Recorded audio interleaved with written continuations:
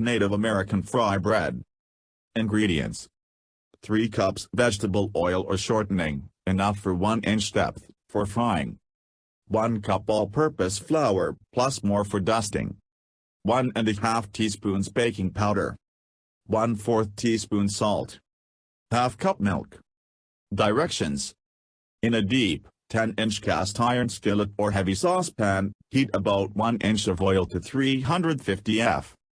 If you don't have a deep fry thermometer to attach to the pan, dip the handle end of a wooden spoon in the oil. The oil should bubble around it fairly steadily when it's ready. The popcorn method is another option. Place a kernel of popcorn in the oil, and it will pop when the oil reaches 350 to 360 F. Meanwhile, combine the flour, baking powder, and salt in a bowl. Mix well to blend. Add the milk and stir until the dough holds together.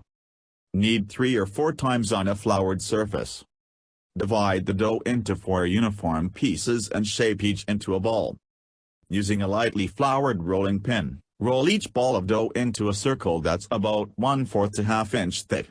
Make a depression in the center of each round of dough. It will puff up while frying. Carefully slide 1 or 2 pieces of dough into the hot oil.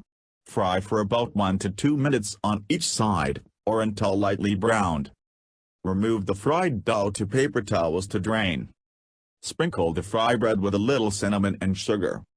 Dust fry bread with powdered sugar and add a drizzle of honey or syrup. Serve the bread as a taco salad base or with taco toppings, popularly called Navajo Tacos. Be sure to make the circles of dough very thin for this use. Cut hot fry bread into wedges and serve with salsa or a dipping sauce.